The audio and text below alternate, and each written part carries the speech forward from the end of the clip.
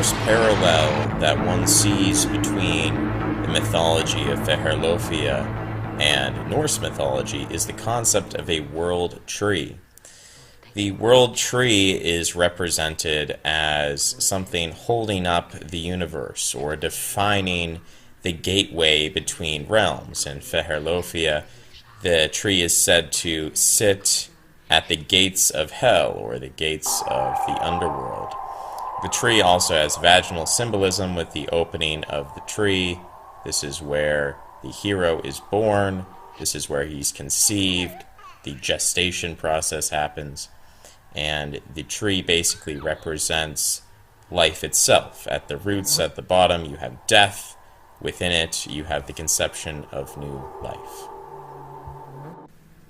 The second parallel that I see between the world of Fehérlófia and Norse mythology is the concept of an All-Father.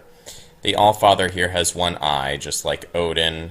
He's related to the sky, a sky father like Zeus. He has the power of thunder, the power of lightning, and he is wise, a ruler, and a king. He forbids mortals from unlocking certain secrets, and like Odin, he is the keeper of the runes, or esoteric knowledge. What is further interesting about the All-Father figure is that he appears to the young hero in the woods. This is when the hero decides to leave his mother out of frustration.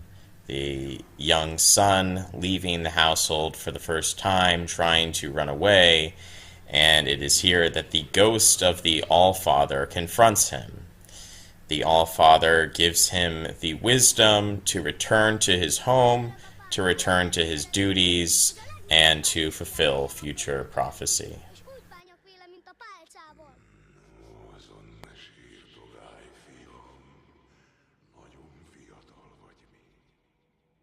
We could compare the role of the three wives to that of Eve in the garden or Pandora with her box. They are curious and they want to disobey the rules of the All-Father, and so they unleash the dragons, who are very similar to the Titans in Greek myth. They are these elemental forces that must be contained by Olympian wisdom, and obviously the curiosity of women added to this elemental insanity breaks loose all hell upon the earth.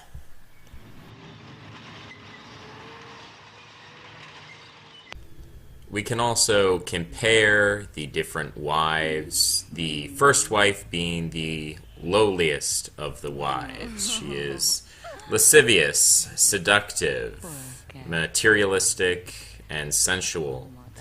She has no inhibitions. She is polyamorous in a sense. She tries to seduce the hero and distract him from his true mission, which is to save the entire kingdom, the entire world, rather than just her. And she's willing to attach herself to whichever man seems the most powerful, rather than seeking after the man who seems the most virtuous. The second wife, in comparison to the first one, is an improvement.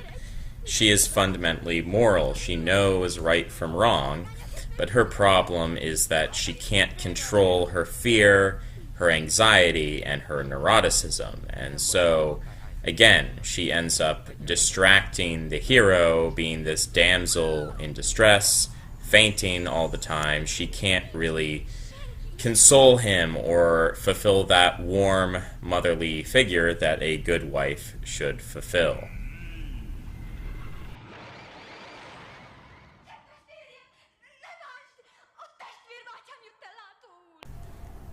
The final wife solves the problems of the first two, in that she is neither lascivious nor is she anxious, but she's calm, loving, warm, beautiful, kind, essentially the Aristotelian mean of the first two wives, which makes her the perfect one for our hero.